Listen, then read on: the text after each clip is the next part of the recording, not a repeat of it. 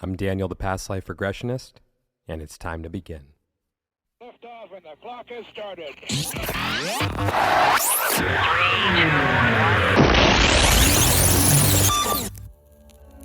This is Timeless Spirituality.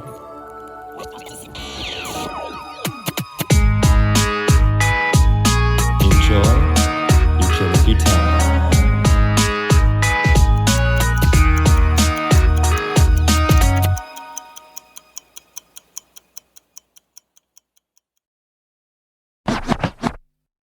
Stacy, welcome back to the show. How are you doing today, my fellow Taurus? I'm doing good. I'm happy to be here with you. I get to hang out with you. That's cool. How are Cheers. you? Salute. Yeah. Yes. What's the best thing about being a Taurus? I guess the different discoveries that you make along the way. The discoveries about yourself, the discoveries about other people. Like we met that way. Because of Taurus? Yeah. Like being a Taurus along the whole journey. Yes. Is that what you mean? Yeah, sure. Because I was just thinking it's an excuse to like food, which everyone, okay, I want to. So I totally took it a different way. Okay. Stacy, if it's okay with you, I'd like to congratulate you because you are going to be embarking on a full-time journey to be a medium. So congratulations. Thank you. I think that's amazing. Although you're walking away from a job where you deal with food all the time, which part of me is like, I don't know how you could ever do that. Walk away from it. But nonetheless, congratulations. I think it's amazing. So how does that feel for you? It feels good. It feels like kind of like I'm owning myself, just stepping into a newer version of myself. I was not unhappy where I was. So that's why it's so interesting to move into something where it's just like, okay, I feel like I'm just kind of floating along to another thing. So that's a good place to be. Well, cheers to that. Thanks. So you want to just remind everyone, who is Stacy? Because it's been about, I think, 2 years since I've had you on the podcast to record. Yeah, something like that. Maybe even more. Well, it has been a while. Welcome back. Do you want to remind everyone who is Stacy? I am a spiritual medium, and I say /channel because I feel like I'm closer to a channel than necessarily like boxing myself in as a medium, and an end-of-life doula, and an indigenous business owner. I've started adding that on there because that's important to me. And I'm a mom, I'm a wife, friend, all of those fun things. And I guess I don't even know how to say it. Like, a forever learner. Like, I'm just going to continue to learn and grow. Cool. Yeah. So what do you believe in? I know that's always like the toughest question. Like, who am I is a tough one. But what do I believe in? Like, so many things. I believe in continuing to grow and learn more about yourself, and in turn that helps you learn about others. I believe in giving space. So like I feel like space creates opportunities. So when you leave space for things, that means to me like you're taking away labels, of who you are, who other people are. And so it kind of just allows for more things to come in and present themselves.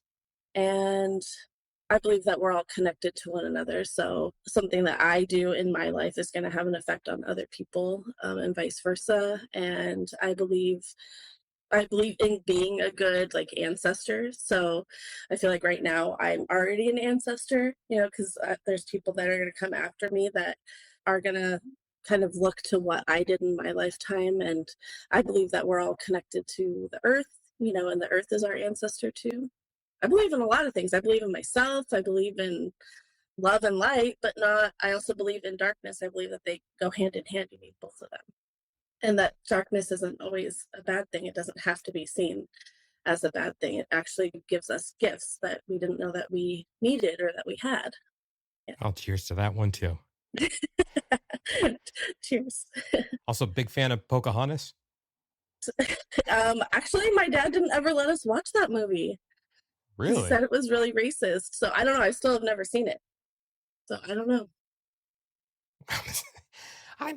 Is it racist? It's been a long time since I've seen it. Of course, I've heard Colors of the Wind more recently than I've seen Pocahontas.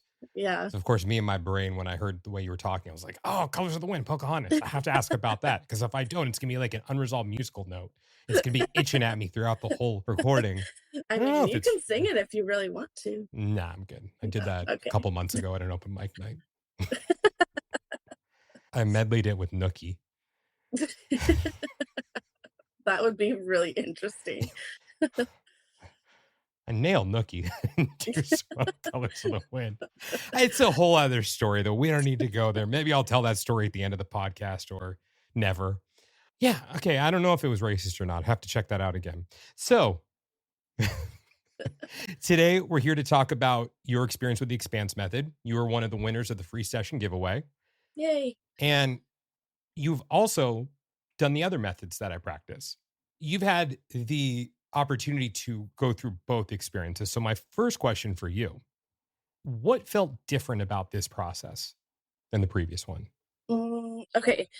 So the previous one, I feel like I got a lot out of it. I learned a lot about myself. But this one, I felt like more present, if that makes sense. Like I just felt more like I was more in it. Like Mhm. everything was way more detailed. The ground underneath my feet, like I could feel it rather than just see it. So everything was more vivid. And I felt safe in both of them, but this one I felt safer. So I felt safer to let myself be more immersed in it. So I don't know if that's because I've had a regression before or if it's because of your new method, but either way, I felt like I was safe to just allow myself to fully go into the life. And I felt supported every step of the way. And the other one, again, I did like the other one, but this one I do enjoy better because I feel like it's more limitless.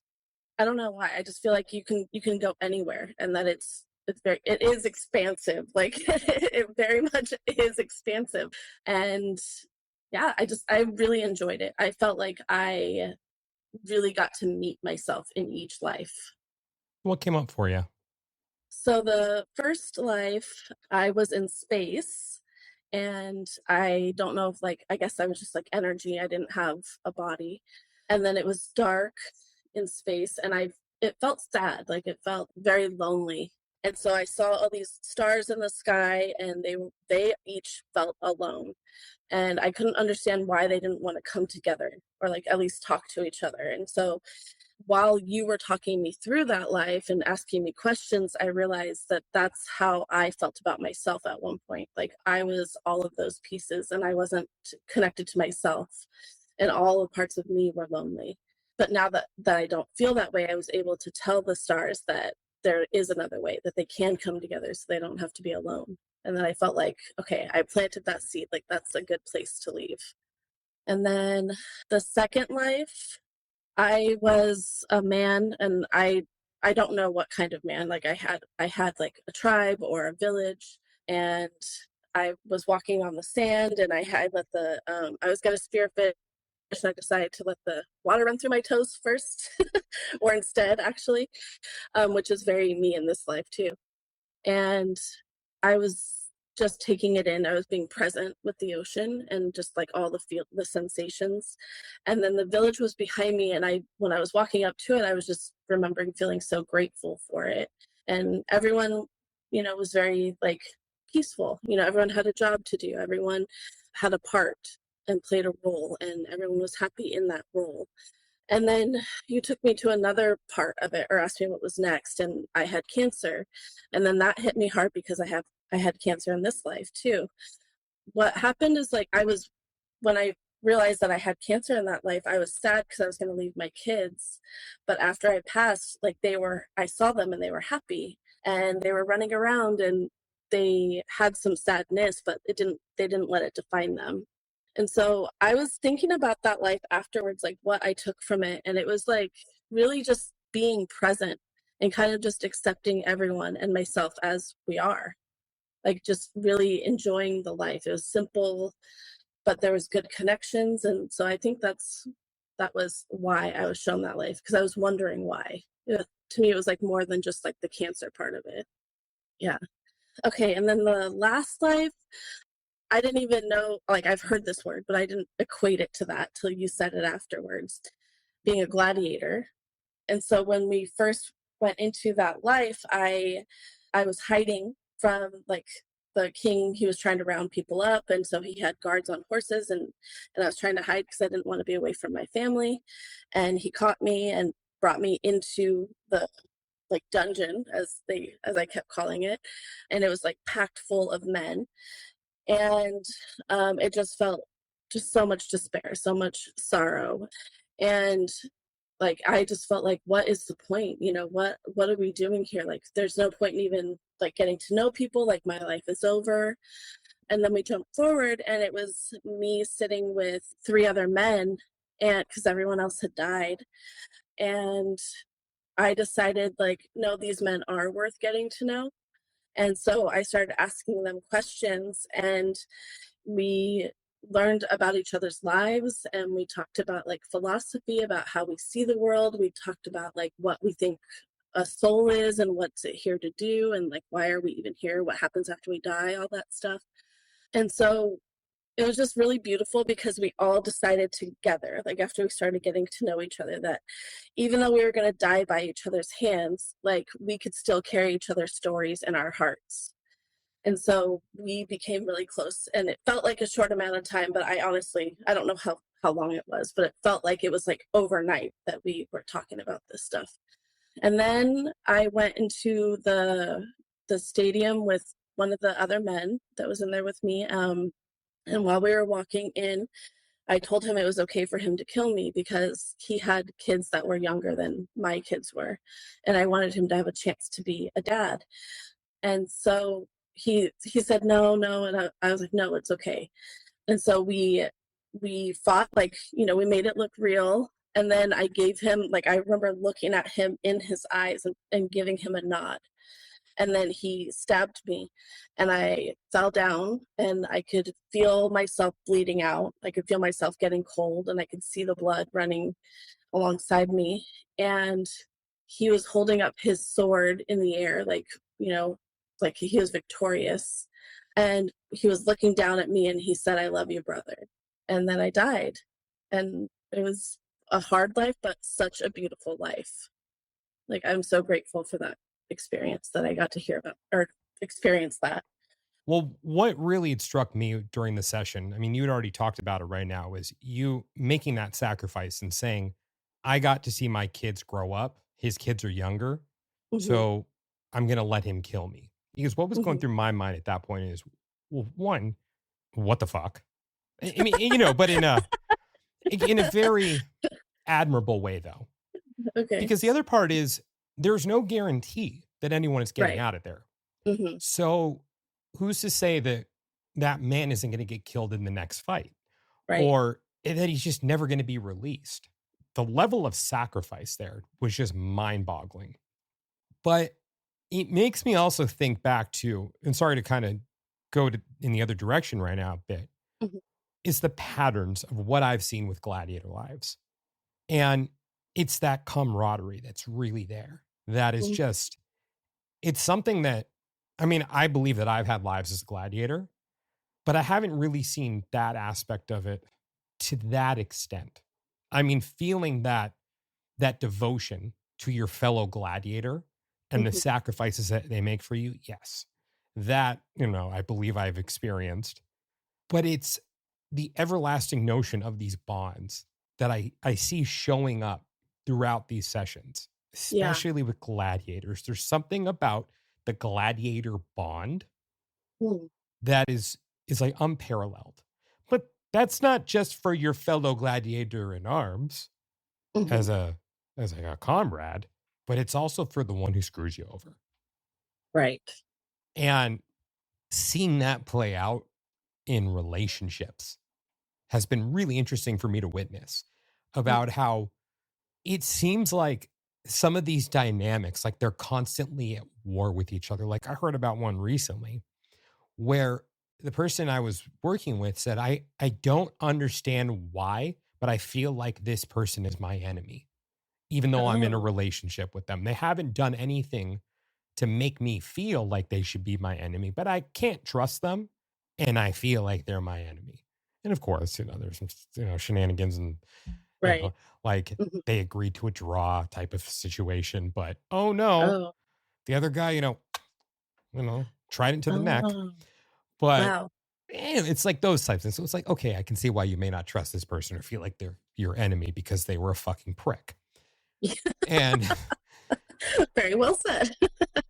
but there's something unique about that gladiator bond. So, like, even watching you talk about this when it came up in your session, it felt different to me, even more so than when you were passing away in front of your kids Mhm. in the previous life. Because, I mean, of course, there was something that was so sad about that moment, naturally. I mean, everything leading up to that moment of you passing away, you were taking in the beauty of the earth.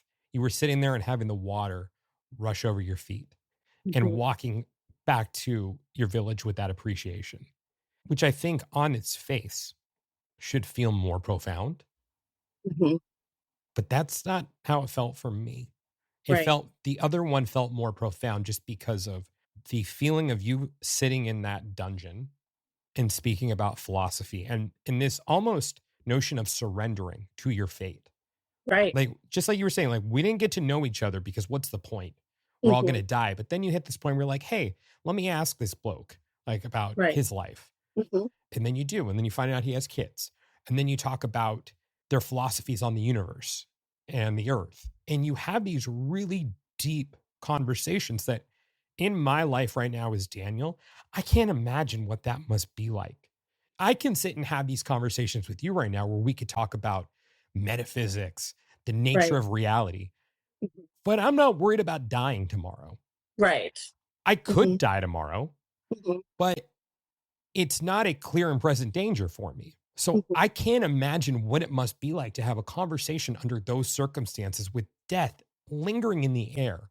So, what comes up for you with that? Well, a lot. You said so many great things, but I do agree that that life was more profound, the gladiator life, because it felt like the other one was beautiful, yes, because I got to pass and be peaceful and be present with everyone. Yes, that was really beautiful.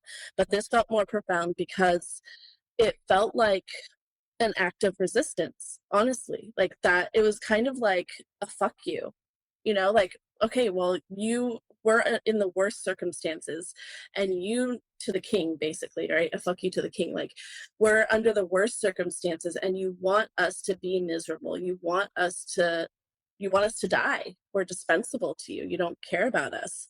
But I can care about this person, right? Like he couldn't stop that. That's something that he couldn't have any control over. So, yeah, it ended up working out that it was something beautiful that we all felt that way.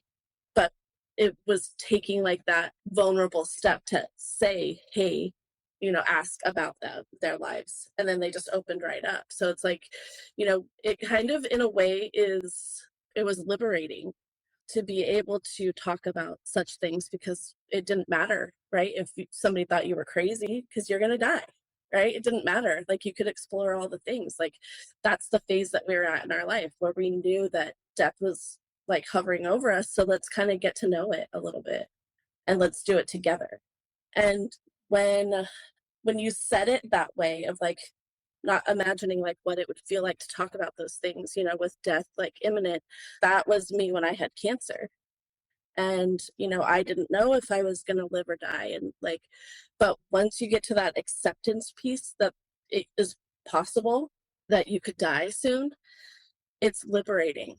And so I felt like that life gave that feeling back to me. And so I was really like, that's probably one of the reasons why it felt so emotional. I'm getting emotional now because it is liberating to know that even even if you're going to die, like things are going to go on without you, right? Like you don't, I don't know, it's very freeing. It's very beautiful to be able to embrace the idea of dying when you're actually in a situation where it could potentially happen.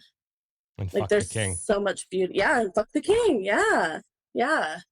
Like he didn't get to stop us. And that's one of the things too, is like I loved that part where the guy that killed me was standing over me and saying, "I love you, brother," because I just felt so safe and like so held. Like, yeah, I can die. Like, I just felt like complete. It's beautiful hearing you recount that. And what I think the beautiful part of that story is, which is still is the camaraderie and also the Hmm. sacrifice that was made. But I can't help but think about the stain that is left on a soul Hmm. or the feelings that are carried over as a result of someone's actions Hmm. and how that shapes the totality of who you are. And look, I'm not going to sit here and preach about what's morally right and wrong because I don't know if there's a universal standard of morality. And Hmm. also, frankly, I'd probably be out of a job if people didn't do bad things. Yeah, So that's true. there's that argument to be made too. You know, that I Yeah. think it's all important, but I still think it's wrong. And so I guess just for everyone listening right now, I just want you to take stock of that. It's like, sure, we can look at the silver lining of any situation. And yes, I'm right there with Stacy on this one. So I think that's the way to see it. But I was having a conversation with someone recently about bypassing and how someone could say, like in that situation, oh, well, look at what you learned Right. because of a king that was mentally challenged, even not Hmm. in the traditional sense. But Yeah. you know, Demented. He was demented. he was a sick Yeah. fucker. Let's just put Yeah. it, Hmm. and Yeah. again, it's not to say that I don't know, was it his heart or whatnot? I mean, I got the feeling he was not one of those good ones. I know for some of the other Hmm. ones, it was just what you did at the time. Right. That was basically like football. Doesn't make it right. Hmm. But nonetheless, yes, times change, but that our actions do reverberate. Yes, I mean, the polarity exists, but I think we should do better. Look, with everything going on in our world right now, sure, we're not having gladiator games. But I Hmm. think we can do better. Right. Yeah. And if there's anything that I've learned as a past life regressionist, it's that consequences accompany actions, or Hmm. at least they should. And when I say Hmm. those kinds, I mean people receiving a consequence for their actions, Right. but there are consequences of actions.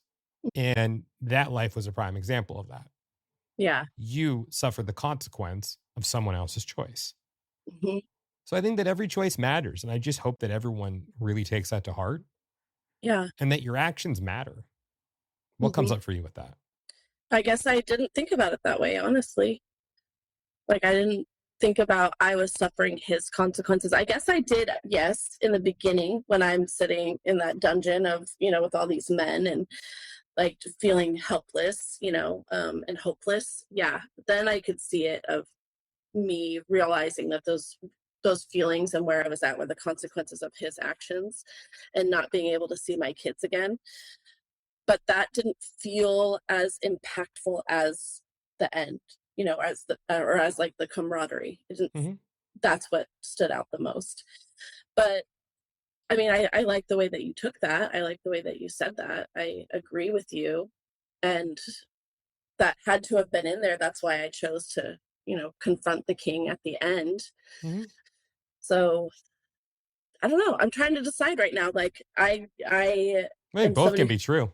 Yeah, both can be true. I'm trying to decide because I'm like, I am also very well aware of spiritual bypassing, and I Oh, I don't think you're doing that. no, no, no, Yeah. but I'm trying to think of like, yeah, is that, yeah, okay, yeah, I don't think I was doing that. No, I'm no, like no, no, trying to no, work no, it out no. for myself, but that is the part that I focus on, and that's not even. I mean, maybe that is a Well, choice. frankly, I think that was the most important thing to focus on was the lesson at Hmm. hand and Yeah. the thread that was present. So no, I'm just saying I think your takeaway was better than the alternative. Because it was a very beautiful moment. I mean, even for me as a past life regressionist, to see that level of sacrifice. Because I look at my life right now and I'd like to think that I'm a good person. I don't know if I could do that though. I don't know if I could make that sacrifice like you did in that life. I don't know if I'm noble enough to do that or if I'm selfless enough to do that. So, I mean, that really makes me think about my actions in the here and now and what I would do in that situation because I think that it's like in a movie. The way you've really told a good story is if the viewer or the audience is putting yourself in the position of your characters and saying, "What would I do if Right. I were in their shoes right now?" And Hmm. it makes you Yeah. think, "What would you do?" Hmm. And that was what your session was for me also. Because of course, yes, this is fully about you, but I think about it after the fact. And what Right. would I do in that situation? Mhm. And I have a lot of respect for that man that you were. Mhm. I don't know if I would have done that. So what Yeah. comes up for you? I mean, I don't know if I would do that in this life, right? I don't know. I know that's a part of me, that's a part of my soul, but I don't know. I mean, it's easy to say that, you would like to think, "Oh yeah, I would do this, I would do that," but really you don't know until you're in a certain situation, and dealing with the circumstances. I don't know. But I really am proud of him, of that version of who I was, but also like when you were saying that's noble, yes, I see that like as removed from it, but during that life it didn't feel noble. It wasn't like, it just felt like, I guess the only word I can really think of is just, it just felt natural. It didn't feel like, oh, I don't know. I guess I think sometimes when we say noble, that there's like ego that comes into it. And I'm not saying that's how you're meaning it, but I No, think I know that's what you mean. sometimes, okay, sometimes that's how I equate it too. And it was just more like, I mean, I did feel like he was my brother. So if I look at it in that regard, I'm like, I'm giving my brother a chance. So when I break it down to those words, then yeah, in this life, maybe I would be more likely to do that if I, for my actual brother, kind of Well, I thing. think what you're also referring to is the altruistic nature of it. Yeah, And is any choice truly selfless? right. Because someone can make what we would deem to be the ultimate sacrifice. Hmm. And hats off for making that sacrifice. But we also don't know their motivations. I mean, could this be someone who just felt, again, I don't think the situation for you for that life, just want to make that clear. But, when we evaluate the actions, it's like, could that person have felt so hopeless that they're like, I'll make this sacrifice because I'll be remembered for it, because this Mm. person won't forget my name and they will tell the story of the Oh, man who made that sacrifice. oh, yeah, that makes sense to say I, it I like don't know if that. again if that's what the case was, but I think that as humans, I think we need to look beyond altruism, because I know I've said this on the podcast before. I don't believe that anyone is truly altruistic. I just Hmm. don't. I mean, Hmm. even someone who acts with the purest of motivations, I think they receive something on some of them. And by the way, I don't think Right. there's anything wrong with that. I don't think Hmm. there's anything wrong with dedicating your life to helping the homeless if it makes you feel good. I don't think there's Right. anything wrong with that, because Hmm. you're helping someone in the process. Why does it have to be something that is truly selfless? Right. And I'm not. I'm not selfless. I Hmm. I think a lot of my actions are. I mean, I Hmm. think that I put others in front of me, but there are times that I don't. But even those times when I put others in front of me, I can't say that I'm acting from a truly altruistic place, because in me and my karma brain, I'm probably thinking on some level like, oh, it must be racking up the good points here. You know, In that voice too, right? it, Yeah. I mean, the voice is usually deeper in my head. That was just done for comedic. It was like, almost be racking up the good point too. But even without that conscious level of thinking, and this is why I don't think anyone is truly altruistic, because I do believe in a universal standard of morality. I believe Hmm. that there are good actions and bad actions. And I do believe Yeah. that the good do rack you up points on some level. Hmm. Of course, I think that there are necessary evils too, and that I don't have to support those. Hmm. But, you know, well, that's a whole other episode. But Yeah. nonetheless, even if someone is acting from a truly conscious, altruistic motive, Hmm. we don't know what's going on the subconscious level or the superconscious level, because that higher self level, maybe they're saying, yeah, they're helping out the homeless right now. Like, we're about to Right. get out of this bitch right now. Like, Yeah. I probably should rephrase that. We're going to Yeah. get out of this motherfucker right now. And you know what I Yeah. mean? I do. So, but Yeah. then the question becomes, does it matter? Or does all that really matters is the sacrifice that you made in that moment, because you did give your life? Right. And to your point, like I did give my life and it gave me peace, Mm-hmm. right? So maybe that's what it was, I mean, Hey, win, win, win, win, win, right? right. Everyone Yeah. wins all around, Right. sort of. Well, Yeah. yeah, Yeah, yeah. they do. Yeah. But I think you and I talked about this after your session too, was the thread that was present there, where it was death and separation as well. Because the very first life you talked about with the stars being separate and not like interacting with each other. Because by the way, I do believe that stars and planets are interacting with each other. That they aren't, or they No, are? that they are. I do Okay. believe that. Yeah, I do believe, me too. Is that, hey, Venus, what's up, homie? Right. Hey, Jupiter, like catch. You know, Yeah. I'm gonna throw some gas your way. I do believe that there is a cooperative experience going on there between stars and planets and everything else that we can't see. But there was just this thread of life there and separation and non-separation, because that second life, especially, like where you knew you were going to die. And I don't know how cancer was necessarily diagnosed back then, but I think I on was some thinking level that too. you knew that you were dying. Mhm. You may not have known like, oh, I got brain cancer or what, but it's like something's wrong. Right. Or if you were part of a Native American tribe, you may have been so in touch with yourself and the earth that the wind was telling you. Maybe, because the wind talks to me now. So Right. And that's the, I'm not even making a joke with that one. I know I'm being you're not. serious. That's why it's funny. Right. Like Yeah. there was a book that I read years ago. I can't remember what it was called, but it talked about consciousness. And it opened up with a story about this tribe, I believe, in the Andes.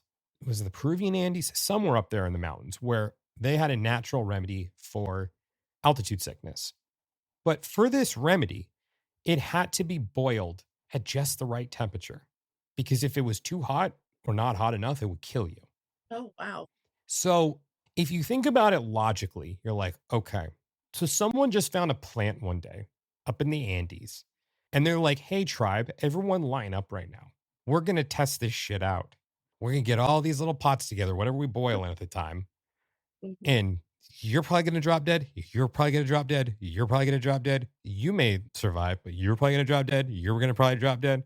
Or you're all just going to die, because we're just so far off base on this one. Because then everyone's just like, oh, it's kind of like, just to go on a little side tangent right now, the thought of marijuana crossed my mind years ago. I'm like, how did someone discover marijuana? Did Mhm. someone just walk through a forest or something and just start smoking every plant that they saw? Or just, take some of it and put it in a pipe or whatever it may be until one of it hit them? Like, Mhm. what goes on with that? Because Yeah. logically speaking, I don't think you're going to sacrifice your life to find a cure for altitude sickness when you Mhm. don't know. So Right. their explanation was simple. Like this tribe, they're like, no, this was passed down to us because the plants spoke to our, Right. the ones that came before us. Yeah. It's like, okay. So then I default to the Sherlock Holmes quote. Once you've eliminated the impossible, whatever remains, however improbable, must be the truth. Mhm. So Yeah. what's, unlikely that the plant said, hey, take this plant or boil me to this degree. I don't even know if they had Celsius back then. I don't know what their Right. metric was for Mhm. measuring, but whatever it was, it's like, yeah, that one makes more sense to me, that the plants actually spoke to the person instead Yes. of everyone lining up and saying, Yeah. we're going to make sure we get rid of our headaches. Right. So Yeah. that's why, sorry to go on that big side tangent, but that's why it's like, yeah, maybe the wind did tell you that you had cancer and you're like, Yeah. cancer makes sense. But that makes sense to me, like what you're saying, because like how I said before, like that the earth is our ancestor. Mhm. So if it can speak, it could speak to us. It can be like, use this plant. Okay, stop boiling it, or whatever, whatever message it's going to deliver and how it's going to deliver it. So yeah. Yeah, I was Yeah. walking through a field of grain last week and it's like, you can eat me. You can make bread with me. And I'm like, don't tempt me. I can drink you too, but I don't like beer. That's, yeah. Okay, anyway. I was due for a food reference at some point. Mhm. But on the whole, the thread was there, just with an appreciation of life Mhm. and separation and not being separated. So, Yeah. I mean, do you have any final thoughts you want to touch on with those lives that you visited? No, I guess, well, I guess it was just like we talked about this after the regression, but of planting the seeds in that first life. And then I feel like the nurturing environment that I had in the second life allowed it to grow. And then the third life, when I was talking with the other men, that's when it like blossomed. Mm-hmm. So yeah, it just like that was just carried out throughout the whole experience, which was really cool to see it. So I want to skip ahead in the process really quick to the Oh, point where what I do is I encourage you to confront something that's uncomfortable. Now, mhm, I don't tell you what to choose. right. I mean, you know what I'm talking, but of course I want to be tight-lipped about the process. But you know what I'm Mhm, referring to right now. yes. And there's a choice that you get to make. And I say, I really encourage you to make the uncomfortable choice right now. But then again, you don't have to. That's your choice. And Mhm, whatever it is, you're going to get something from whatever it is you decide to encounter right now. Could be the more mhm, comfortable choice. Not everyone picks the more uncomfortable choice. Stacy did. mhm. So I salute you for that. Hats off. Congratulations. Not easy to Thanks. do. What was that like confronting the most uncomfortable choice? Because to me, this is what the expanse method is all about. Right. It's not rainbows and butterflies. It's, No. oh, I encourage you to be uncomfortable right now, but you're in control. With that said, Mhm. I encourage you to pick what's uncomfortable. But if you want to go to the more comfortable, that's okay. We'll rock with that. Yeah, and I did consider the more comfortable because it was like, oh, it felt warm. I was like, yeah, Mhm. I want to pick that. And then I was like, no, because that's not like I already knew what I was going to get out of the comfortable. Right. So I was like, no, let's go for the uncomfortable. And I was glad I did because it backed up, you know, I guess my choices throughout the whole thing because it felt liberating again. So it just like it reinforced me feeling liberated at the end, my last life. It just felt like, yeah, this is the right choice. Like, I felt more in control. I felt like I got power back, when I didn't get choices in some of the things, but I got to choose that. I got to choose to use my voice in a way that was true to me, in a way that I stayed true to myself, that I stayed honest, that I let myself free in spite of being in a really uncomfortable and hard situation. So that's one of the things that's also different about the expanse method. It's meant for self empowerment, it's meant Hmm. to give you the reins to reclaim your power instead of handing it off to something else that's outside of you. And I still practice the other methods. If you guys want to do those, I still offer them, Hmm. but I don't think that it's quite as empowering because you are handing off your power to something else to provide you with the answers and essentially handing over your power. Yeah. So, like you saying that, that resonates with me because it's like, yes, and you did that, but you Hmm. also made that choice. That's the other part of it. Is it doesn't matter what the process is like because you didn't have to make that choice. You could have gone for the more comfortable choice, but you didn't. So, for anyone who's listening right now, what would you say to them if they were confronted with something that was uncomfortable, but they had a choice to lean into more comfort? I would say definitely do it, even though it's scary, but there's something waiting for you on the other side of it. Like, yeah, you're going to be uncomfortable, but it's just going to be for a minute. Like, once you start, like, I guess, embracing the discomfort, you're going to feel strong. You're going to feel empowered. You're going to feel like, all right, I got this. It's just those couple of seconds where you're just like, okay, I'm unsure. I haven't done anything like this before. Or what am I going to say? What am I going to do? Am I going to be scared? Like, yeah, you could be all of those things, but it's not going to last. What is going to last is that feeling of being empowered, of speaking for yourself in a way that feels right to you. Like it was, you're going to keep you're going to have that feeling of being liberated and that's going to carry on. Like, we've been a week ago, 2 weeks ago or something like that, we did this and I Yeah. still feel that way. I still feel empowered and I still go back to that time where I was able to confront, and so that is something that I feel like I'm going to carry it with me. I admire you confronting what was uncomfortable. Thank you. I think Thank you. it was very courageous and it's where you are. That's the thing is I think it's okay wherever one or where anyone finds themselves. I think that's okay. I think Hmm. you are where you are on your journey, but I admire you for making the uncomfortable choice Thank you. because I know it's not easy. So Yeah. I have a I, lot of respect for you doing that. thank you. I honestly think I would have regretted it if I didn't. Maybe I would have had like a quick little heart hug if I, chose the comfortable route, but it wouldn't have helped me grow or expand it anyway. And choosing the harder route, I think I would have questioned, like, if I didn't, I would have questioned myself, like, what would have been on the other side? What would I have said or experienced? So I am glad that I did. With that, are you ready to play the Saturn game? Okay, yeah. So in this little baggie right here that you can see, I have 4 different periods of time, and I'm going to pick one of them. But you'll see that I'm going to put my hand in a couple different times because you see I'm not rigging the game because the integrity of the game is very important, being the Saturn game. Okay, pull my hand out a second time. Now, on the third time, I'll twist up again. But yeah, I'm going to look to the side so you see that I don't know what I'm picking. Okay. I remember what I got one of the times that I was with you. I'm wondering if it's going to be the same. Stacy, how have you grown in the last month? Oh, okay. Last time I got 1 day. So month is a lot I think day better. is the most difficult one. Yeah. I always get a little chuckle when I pull day for someone. Yeah. In the last month, actually, I've grown in a lot of different ways. I have this really great group of friends that we've just connected in a way that I've never connected with friends before. So there's been a lot more joy in my life. And I feel like that helps me to, I guess, give me room to figure out, who I'm becoming and just explore it and in a way that is supported.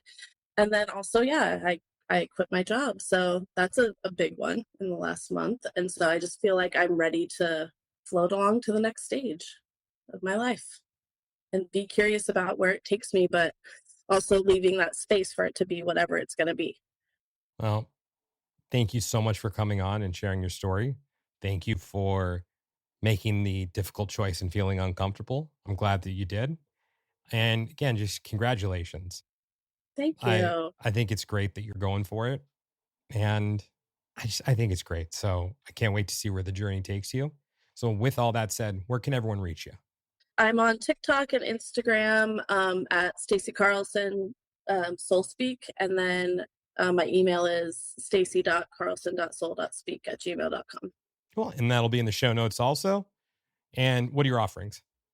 I just call them channeling sessions, and then end of life doula work, but that's more like energetic. So I don't have to be present with you to help somebody pass or to connect with them.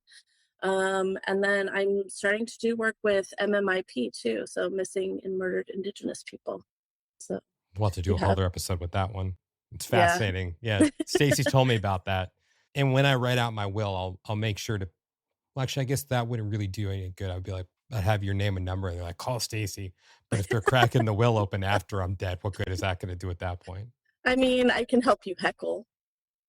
You can heckle the people that are. No? Okay. No, I'll just haunt them. Okay. You can do that on your own. Gotcha. Yeah. Okay. Like, I can't even think of anything right now that's not too absurd. So we'll just leave it at that. So thank you for coming on, Stacy.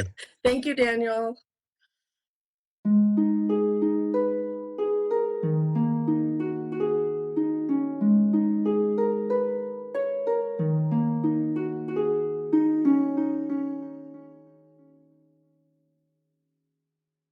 Fellow time travelers, your journey through time awaits you. Just want to thank you guys so much for listening to today's episode. And if you're interested in discovering who, when, and where you have been throughout time, and you'd like to book a session with me, just go ahead and send me a message on Instagram at The Past Life Regressionist, or you can reach me through my website, yourpastliferegressionist.com.